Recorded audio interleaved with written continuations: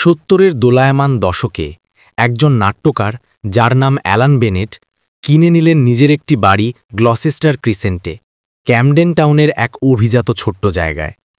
এটা ছিল এমন এক রাস্তা যেখানে আর্টসি, উদারমনস্ক, সুশীল লোকেরা থাকতেন, চুপচাপ লেখালেখি করার জন্য একদম আদর্শ জায়গা। বেনেট আসলে বাস্তবের জটিল মানুষদের চেয়ে নিজের মাথার ভেতর তৈরি করা চরিত্রদের সঙ্গেই বেশি স্বাচ্ছন্দ্য বোধ করতেন। তিনি যেন এক দেহে দুইজন মানুষ, একজন শান্ত, মার্জিত, কাজকর্মে মনোযোগী, আরেকজন কৌতূহলী লেখক যিনি সবসময় মানুষকে পর্যবেক্ষণ করেন আর প্রতিটি ছোটখাটো ঘটনাকেও গল্পে রূপ দেন। তার মাথার ভেতর যেন সবসময় একটা নাটকই চলত। তারপর হাজির হলেন মিস মেরি শেফার্ড, আর বেনেটের সেই শান্ত জীবন মুহূর্তেই অলটপালট হয়ে গেল। তিনি ছিলেন একেবারে প্রকৃতির এক ঝড়ের মতো, অদ্ভুত সব অভ্যাস আর এক ধরনের গা ছমছমে গন্ধে ভরা এক নারী। গ্লসেস্টার ক্রিসেন্টে তিনি ঘুরে বেড়াতেন তার পুরনো বেডফোর্ড ভ্যানে, যেটা ছিল তার বাড়িও, আবার তার দুর্গও বটে। সেই ভ্যান থেকে এক ধরনের পং বেরোত, সেদ্ধ মটর, পেঁয়াজ আর সস্তা ল্যাভেন্ডার পাউডারের মিশ্রণ গন্ধ। তিনি ছিলেন ধর্মে ভীষণ আসক্ত, কিন্তু একদম কঠোর ও কর্তৃত্বপরায়ণ ভঙ্গিতে। তিনি বিশ্বাস করতেন ভার্জিন মেরি নিজেই তাকে পার্কিংয়ের নির্দেশ দেন। তিনি এমন আচরণ করতেন যেন পৃথিবী তার কাছে কিছু পাওনা রেখেছে। একই সঙ্গে উন্মাদ, আবার একরকম চমৎকারও বটে। পাড়ার সবাই, যারা নিজেরাও লেখক আর শিল্পী, তার মুখে ভদ্রতা দেখাতেন। তারা ভিতরে ভিতরে বিরক্ত হলেও বাইরে থেকে দয়ালু দেখাতে চাইতেন। তারা তাকে অবশিষ্ট খাবার বা উপহার দিতেন কষ্টের হাসি হেসে, আশা করতেন এতে তিনি হয়তো চলে যাবেন। প্রথমে বেনেট দূরত্ব বজায় রেখেছিলেন। তিনি ছিলেন দেখে যাওয়া মানুষ, মিশে যাওয়ার নয়। কিন্তু সেটা বেশি দিন টিকল না। এক দুর্বল মুহূর্তে বেনেট তাকে তার নিচতলার টয়লেট ব্যবহার করতে দিলেন। তার জন্য এটা বিশাল ব্যাপার ছিল, নিজের ব্যক্তিগত জায়গায় হানা। তিনি পরে জায়গাটা জীবাণুনাশক দিয়ে ঘষে পরিষ্কার করলেন, যেন তার কোনো চিহ্ন না থাকে। তারপর থেকে সেই টয়লেট ব্যবহারের ঘটনাটা নিয়মিত ব্যাপারে পরিণত হল, একটা দুর্গন্ধময় স্মারক যা বেনেটকে তার জীবনের বিশৃঙ্খলার কথা মনে করিয়ে দিত। একদিন কিছু স্থানীয় দুষ্টু ছেলে পেলে মিস শেপার্ডকে উত্ত্যক্ত করতে শুরু করল। তার ভ্যান ঝাঁকাতে লাগল, বাজে কথা চিৎকার করল। ওদের নিষ্ঠুরতা বেনেটের ভেতর কিছু নেড়ে দিল।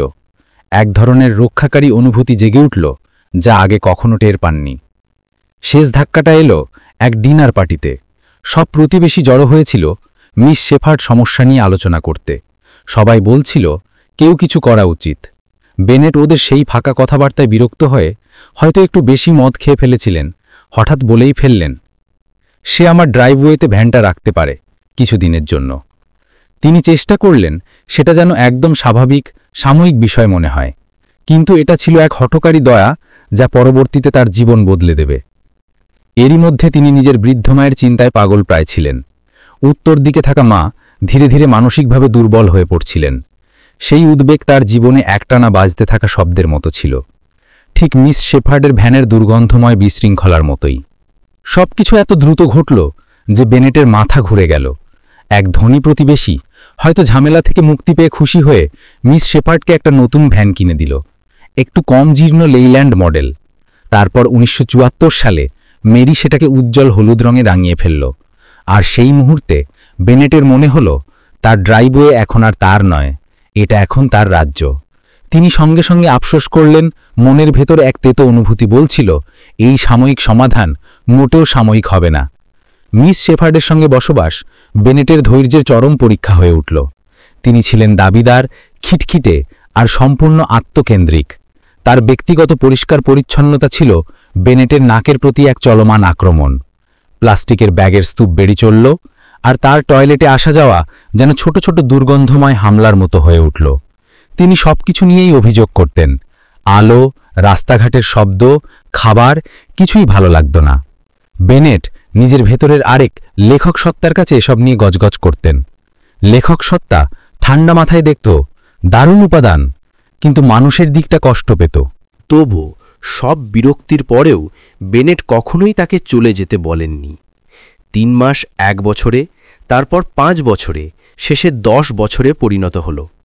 তাকে তাড়ানোর চেয়ে সহ্য করাই সহজ মনে হলো। আর এক গৃহহীন বৃদ্ধাকে তাড়ানোটা নিষ্ঠুর কাজ মনে হতো, যা তিনি করতে পারলেন না। তাই ধীরে ধীরে তিনি তার যত্ন নিতে শুরু করলেন, না চাই।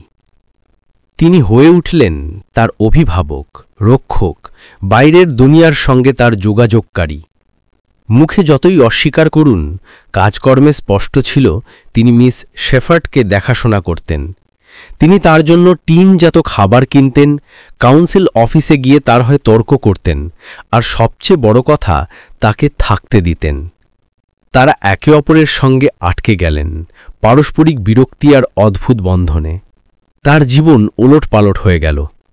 যে যেখানে কি একসময় তার মুক্তি ছিল, এখন তার বিষয় হয়ে উঠল ঠিক সামনে পার্ক করা এক ভ্যানের মহিলা। বেনেটের ব্যক্তিগত জীবনেও প্রভাব পড়ল। একজন গে পুরুষ হিসাবে, যিনি নিজের গোপন জীবন বজায় রাখতেন, তার মাঝে মাঝে আসা পুরুষ অতিথিরা মিস শেফার্ডের সন্দেহের চোখ এড়াতে পারতেন না। তিনি তার নোংরা পর্দার আড়াল থেকে তাকিয়ে থাকতেন, পুরোপুরি নিশ্চিত ছিলেন ওরা সবাই কমিউনিস্ট বা গুপ্তচর। পরদিন সকালে তিনি বেনেটকে ওদের অপকর্ম সম্পর্কে পূর্ণ রিপোর্ট দিতেন। এই সময়েই বেনেটের নিজের মা ধীরে ধীরে হারিয়ে যাচ্ছিলেন স্মৃতিভ্রংশে। তার মনে হল এক অদ্ভুত সমান্তরাল চলছে। দুজন বৃদ্ধা নারী, দুজনেই তার ওপর নির্ভরশীল হয়ে পড়েছেন। অপরাধবোধে ভুগে শেষ পর্যন্ত বেনেট কঠিন সিদ্ধান্ত নিলেন মাকে নার্সিংহোমে পাঠাবেন। একটা পরিষ্কার শান্ত জায়গা, যা ছিল তার নিজের ড্রাইভওয়ের বিশৃঙ্খলার একেবারে বিপরীত। বিরাট এক ব্যঙ্গ লুকিয়েছিল এই অবস্থায়। তিনি মায়ের যত্নের জন্য মোটা অঙ্কের টাকা দিচ্ছেন, অথচ এক অচেনা বৃদ্ধাকে বিনামূল্যে আশ্রয় দিচ্ছেন। বছরের পর বছর কেটে গেল, আর মিস শেফার্ডের অতীতের টুকরো তথ্য এক এক করে বেরিয়ে এলো। একদিন তিনি বেনেটের ঘরে ফ্রান্স সম্পর্কে একটি বই দেখে চমকে উঠলেন আর নিখুঁত ফরাসিতে বকবক শুরু করলেন। আরেকবার তিনি হঠাৎ বললেন যে তিনি প্যারিসে অ্যালফ্রেড কোর্টো নামে একজন বিখ্যাত পিয়ানো শিক্ষকের কাছে শিখেছিলেন। এই দুর্গন্ধ, রুক্ষ, অদ্ভুত বৃদ্ধা একসময় ছিলেন এক প্রকৃত সঙ্গীত প্রতিভা, যা তার বর্তমান অবস্থাকে আরও রহস্যময় করে তুলল। আর ছিল এক আন্ডারউড নামের লোক, যে মাঝে মাঝে হঠাৎ এসে হাজির হতো। সে যেন তাকে ব্ল্যাকমেল করত। মিস শেফার্ড ভয় পেয়ে টাকাও দিতেন। তিনি পুলিশের ভয়েও ভুগতেন, এক গভীর অযৌক্তিক আতঙ্ক, যা শুধু বিরক্তি নয়, বরং কোনো পুরনো অপরাধবোধ বা গোপন ঘটনার সঙ্গে জড়িত। সবকিছু যেন সেই গাড়ি দুর্ঘটনার সঙ্গে সম্পর্কিত ছিল, যা সিনেমার একেবারে প্রথমে দেখা যায়, অতীতের এক অন্ধকার রহস্য যা তাকে সারা জীবন তাড়া করেছে। বছর ঘুরে গেল, আর মিস শেফার্ড হয়ে উঠলেন গ্লসেস্টার ক্রিসেন্টেরিয়া কংস। পুরসুবিরা প্রথমে অবাক ও বিরক্ত হলেও পরে এক ধরনের অভ্যস্ততা তৈরি হল। তিনি এখন শুধু কোনো বিরক্তিকর বুড়ি নন, তাদেরই বুড়ি, এক স্থানীয় লিকগন্ধ। উজ্জ্বল হলুদ ভ্যানটা রাস্তার এক স্থায়ী দৃশ্য হয়ে গেল। তার পোশাক আরও বিচিত্র হল, চ্যারিটি শপের অদ্ভুত কাপড়ের মিশ্রণ, যা তিনি রাজকীয় উদাসীনতায় পরতেন। তিনি ছিলেন নিজের অগোছালো দুর্গের রানী। অন্যদিকে বেনেট আরও বেশি জড়িয়ে গেলেন তার জীবনে। তার অনানুষ্ঠানিক অভিভাবত্ব ধীরে ধীরে প্রায় অফিসিয়াল হয়ে গেল, যখন একটি নতুন সমাজকর্মী এলেন, উৎসাহী একটি তরুণী। তিনি জোর দিয়ে বললেন মিস শেফার্ডকে বৃদ্ধাশ্রমের ডে সেন্টারে যেতে হবে, আর বেনেটকেই নিতে হলো সেই সুন্দর দায়িত্ব। প্রতিটি ভ্রমণই ছিল এক ভয়ানক অভিজ্ঞতা। মিস শেফার্ড ওই কেন্দ্রটাকে ঘৃণা করতেন। গান করা, হস্তশিল্প করা আর একে অপরের সঙ্গে হাসাহাসি করা, সবকিছুই তার কাছে ছিল নরক। তার ছিল অদ্ভুত এক গর্ব, যা তার অবস্থার সঙ্গে একেবারেই বেমানান। তিনি অন্য বৃদ্ধের দিকে তাকিয়ে ভাবতেন, ওরা সব বোকা বুড়ো। বেনেটের কৌতূহল, যা এখন এক ধরনের বিরক্ত ভালোবাসার সঙ্গে মিশে গিয়েছিল, চূড়ায় উঠল। তিনি জানতে চাইলেন মিস শেফার্ড আসলে এত ভয় পেতেন কিসের? কে ছিল সেই রহস্যময় মানুষ যার ভয়ে তিনি কাঁপতেন? তার অস্পষ্ট কথার সূত্র ধরে তিনি ব্রডস্টেয়ার্স নামে সমুদ্র তীরবর্তী শহরে পৌঁছালেন। সেখানে এক সুশৃঙ্খল ও পরিপাটি ড্রয়িং রুমে তিনি মেরির ভাইয়ের সঙ্গে দেখা করলেন। পুরো দুঃখের গল্পটি তখন ধীরে ধীরে প্রকাশ পেতে শুরু করল। অবশেষে সব সত্যি জানা গেল। মেরির আসল নাম ছিল মার্গারেট ফেয়ারচাইল্ড। তার ভাই, যিনি স্পষ্টই চান অতীত যেন আর সামনে না আসে, সব কিছু বললেন। মার্গারেট ছিলেন এক অসাধারণ সঙ্গীতশিল্পী, উজ্জ্বল ভবিষ্যৎ থাকা এক কনসার্ট পিয়ানোবাদক। কিন্তু তার মন ছিল ভঙ্গুর। তিনি একবার ভয়ানক মানসিক ভাঙনের শিকার হয়েছিলেন, সম্পূর্ণভাবে ভেঙে পড়েছিলেন।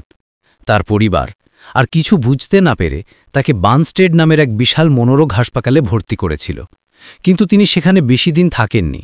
প্রতিদিন যেমন জেদ দেখাতেন, তেমনই জেদে তিনি পালিয়ে গেলেন এবং নিখোঁজ হলেন। বন্দি জীবনের চেয়ে রাস্তায় ঘুরে বেড়ানোর জীবনই বেছে নিলেন। অ্যালান যখন লন্ডনে ফিরে এলেন, ডি সেন্টারটা ছিল তোলপাড় অবস্থায়। মিস শেফার্ড পালিয়ে গিয়েছিলেন। তিনি ভয় পেয়েছিলেন এক মহিলাকে দেখে, যাকে তিনি বার্নস্টেড থেকে চিনতেন, অতীতের ভূতের মতো কেউ। কিন্তু পালানোর আগেই কিছু অসাধারণ ঘটনা ঘটেছিল। তিনি সেন্টারের একটা ধুলোমাখা কোণে পড়ে থাকা পুরনো, ভুলে যাওয়া একটা পিয়ানো খুঁজে পেয়েছিলেন। হঠাৎ ইচ্ছায় তিনি বসে পড়েন আর বহু বছরের পর প্রথমবার বাজাতে শুরু করেন। সুর যেন নিজে থেকেই তার ভেতর থেকে বেরিয়ে আসছিল। এটা ছিল এক ক্ষণস্থায়ী জাদুকরী মুহূর্ত, যেখানে প্রকাশ পেল তিনি একসময় কত অসাধারণ শিল্পী ছিলেন। যেন কনসার্ট পিয়ানোবাদক মার্গারেট ফেয়ারচাইল্ড নিজেকে আবার এক ঝলক দেখিয়ে দিলেন। পরে তিনি অ্যালানকে নিজের গল্প বললেন। তিনি ব্যাখ্যা করলেন কেন তিনি সঙ্গীতকে এত ঘৃণা করেন। যখন তিনি এক কনভেন্টের শিক্ষানবিশ ছিলেন, দুবার নান হওয়ার চেষ্টা করেছিলেন, তখন পিয়ানোর প্রতি তার ভালোবাসা পাপ হিসেবে দেখা হয়েছিল। নানরা তাকে বাজাতে বন্ধ করতে বলেছিল, তার নিজের ভালোর জন্যই নাকি সেটা। এতে তার মানসিক শক্তি ভেঙে যায়। তার বিশেষ ক্ষমতাটি তাদের নিষেধে যেন কেড়ে নেওয়া হয়েছিল। আর এটিই ছিল তার পুরো ভাঙা জীবনের আসল চাবিকাঠি। অ্যালানার তার মধ্যে অদ্ভুত কাঁটায় ভরা সম্পর্কটার একটা অগ্রগতি হয়েছিল এক নীরব সন্ধ্যায়। অ্যালান ভ্যানের পাশে দাঁড়িয়েছিলেন আর তিনি আলতো করে নিজের হাতটা এগিয়ে দিলেন। এটা ছিল চমকপ্রদভাবে ঘনিষ্ঠ একটা ইশারা। অ্যালান এক মুহূর্ত থামলেন, তারপর তার নোংরা, ক্ষয় যাওয়া হাতটি ধরে নিলেন। খুব সাধারণ, নীরব এক মুহূর্ত, কিন্তু বহু বছরের ঝগড়াতর্কের পর তারা অবশেষে একটি সত্যিকারের সম্পর্ক খুঁজে পেলেন। পরের সকালে তাকে তার ভ্যানে পাওয়া গেল। তিনি শান্তিতে ঘুমের মধ্যে মারা গিয়েছিলেন, সেই ছোট্ট চলমান ঘরটিতে, যা ছিল একসাথে তার আশ্রয়স্থল আর তার কারাগার। অনেক মানুষ তার শেষকৃত্যে উপস্থিত ছিল। মনে হচ্ছিল মিস শেফার্ড সত্যিই মানুষের মনে জায়গা করে নিয়েছিলেন। গ্লস্টার ক্রেসেন্টের প্রতিবেশীরা, সমাজকর্মীরা, স্থানীয় পুরোহিত, যিনি বারবার তার স্বীকারোক্তি শুনেছিলেন, সবাই তাকে বিদায় জানাতে এসেছিলেন। আর সেখানেই সবশেষ রহস্যটিও উন্মোচিত হল। ফিল্মের একদম শুরুতে যে রহস্যময় দুর্ঘটনা আর পুলিশকে দেখে তার এত ভয় পাওয়ার কারণ। বহু বছর আগে মামলাটি দেখেছিলেন এমন একজন অবসরপ্রাপ্ত পুলিশ অফিসার অ্যালানের কাছে এলেন। তিনি বললেন, মার্গারেট ফেয়ারচাইল্ড যখন বার্নস্টেড থেকে পালিয়েছিলেন, তার কিছুদিন পরই তার ভ্যানের সঙ্গে এক মোটরবাইকের ছেলের সংঘর্ষ হয়। ছেলেটি মারা যায়। মার্গারেট বিশ্বাস করেছিল সবটাই তার দোষ, আর আবার বন্দী হওয়ার ভয়ে তিনি ঘটনাস্থল থেকে পালিয়ে যান। তারপর পুরো জীবন তিনি পালিয়েই কাটিয়েছেন। আইনের কাছ থেকে নয়, কারণ পুলিশ বহু আগেই বুঝতে পেরেছিল যে দুর্ঘটনাটি তার দোষ ছিল না, বরং তিনি পালাচ্ছিলেন নিজের অপরাধ বোধ থেকে। তিনি শুধু অদ্ভুত, খামখেয়ালি বৃদ্ধা ছিলেন না, তিনি ছিলেন এক লুকিয়ে থাকা নারী। এই খবর অ্যালানের চোখে পুরো ঘটনাটাকে নতুনভাবে তুলে ধরল। তার ভীতি, তার গোপনীয়তা, তার অন্তহীন ক্ষমা প্রার্থনা, সবকিছুই তখন বেদনাদায়কভাবে পরিষ্কার হয়ে গেল। শেষকৃত্যের পর বেনেট যখন একা ছিলেন, তিনি বিস্মিত হলেন। মিস শেফার্ড অথবা মার্গারেট ফেয়ারচাইল্ড যেন হাঁটছেন নিশ্চিন্তভাবে। জীবনের সব ময়লা ও দুঃখ ঝরে গেছে। তিনি আর সেই খিটখিটে, দুর্গন্ধময় ভ্যানের মহিলাটি নন। তিনি হালকা, শান্ত, নির্ভার। আর তিনি একা নন, তার পাশে হাঁটছে সেই মোটর ডাইকের ছেলেটি, যার মৃত্যুর বোঝা তিনি বহু দশক ধরে বয়ে বেরিয়েছিলেন। মেরির শেষ উপলব্ধি তখনই এলো। ছেলেটির মৃত্যুর জন্য তিনি দায়ী ছিলেন না। সেই এক মুহূর্তের করুণায় তার সারা জীবনের অপরাধবোধ দূর হয়ে গেল। যে ক্ষমাটা তিনি কখনো বিশ্বাস করতে পারেননি যে তিনি পাওয়ার যোগ্য, তা অবশেষে এসে পৌঁছাল। তারা দুজন পাশাপাশি হেঁটে চলে গেলেন। পৃথিবীতে যাদের জীবন ছিল দুঃখজনকভাবে জড়ানো, তারা এখন শান্তিতে। তার দীর্ঘ কঠিন যাত্রার শেষ হল। যে শিল্পীকে নীরব করা হয়েছিল, যে নারীকে ভেঙে দেওয়া হয়েছিল, যে পলাতক সারা জীবন পালিয়ে বেরিয়েছেন, তিনি অবশেষে বিশ্রাম পেলেন। শেষ দৃশ্যটি ছিল নীরব, স্বর্গীয় শান্তির, এক সংগ্রামী জীবনের কোমল ও আশাব্যঞ্জক সমাপ্তি। Margaret Fairchild, the lady in the van, অবশেষে বাড়ি পৌঁছালেন। তার মৃত্যুর পর দিনগুলোতে ড্রাইভওয়েটা ভীষণ বড় আর ফাঁকা মনে হচ্ছিল। নীরবতাটা ছিল কানে লাগার মতো। অ্যালান ভ্যানটি সরিয়ে নিতে বললেন। যখন সেটি ট্রাকে তোলা হচ্ছিল, ভ্যানটি যেন দুঃখী মরচে ধরা টিনের বাক্সের মতো লাগছিল। সেই পুরনো ভ্যান কত কিছু দেখেছে, এটা নিশ্চিত। তার জিনিসপত্র পরিষ্কার করা ছিল ইতিহাস খোঁজার মতো। আবর্জনার মাঝেও পুরনো কাগজপত্রের স্তূপ, খালি টিন, প্লাস্টিক ব্যাগ, তিনি কিছু ছোটখাটো গুপ্তধন খুঁজে পেলেন। সপানের সঙ্গীতের এক ব্যবহারে জীর্ণ বই, প্যারিসের এক রাস্তার পুরনো ছবি আর কয়েকটি পবিত্র মেডেল। প্রতিটি জিনিসই ছিল একসময়কার সেই নারীটিকে বোঝার এক একটি সূত্র। জায়গা ফাঁকা হয়ে গেলে আর নীরবতা আরও গভীর হতে থাকলে অ্যালান একমাত্র কাজটি করলেন যা তিনি জানতেন। তিনি লিখতে শুরু করলেন। তিনি লিখলেন তার গল্প, যে বিশাল কাহিনী তার দরজার ঠিক সামনে ঘটে গিয়েছিল। এটি ছিল এক দীর্ঘদিন নীরব থাকা মহিলাকে কণ্ঠ দেওয়ার উপায়। তিনি সব লিখলেন, ভালো, খারাপ আর দুর্গন্ধযুক্ত সব কিছু। তিনি লিখলেন কিভাবে তিনি ছিলেন কঠিন, কিভাবে তার গায়ে ভয়ঙ্কর গন্ধ ছিল, আর কিভাবে তার বিশ্বাস ছিল অটুট। তিনি নিজেকেও লিখলেন, কিভাবে তিনি ছিলেন অনিচ্ছুক, কিভাবে তিনি বিরক্ত হতেন, আর কিভাবে সব বাধা পেরিয়েও তিনি তাকে ভালোবেসে ফেলেছিলেন। তিনি লিখলেন তাদের অদ্ভুত, অসম্ভব বন্ধুত্বের কথা, যে বন্ধুত্ব তারা কেউই স্বীকার করতেন না। ফিল্মের শেষে দেখানো হলো এক অসাধারণ দৃশ্য। বাস্তব অ্যালান বেনেট এখন বয়স্ক, সাইকেল চালিয়ে তার পুরনো বাড়িতে আসছেন। সেখানে এক চলচ্চিত্র টিম তার ও মিস শেফার্ডের জীবন নিয়ে সিনেমা বানাচ্ছে। তিনি আবার দর্শক, নিজের অতীতকে গল্পে রূপ নিতে দেখছেন। তিনি দেখলেন অভিনেতা যে তার চরিত্রে অভিনয় করছে, বাড়ির দেয়ালে একটা নীল ফলক উন্মোচন করছেন। কিন্তু ফলকটি তার জন্য নয়, খ্যাতিমান লেখক অ্যালান বেনেটের জন্যে নয়। শেষের আবেগঘন শ্রদ্ধার হিসাবে ফলকটি দেওয়া হল মেরিকে। তাতে লেখা ছিল, miss MT. Shepherd, the lady in the van, এখানে বাস করতেন 1974 সাল থেকে 1989 সাল অবধি।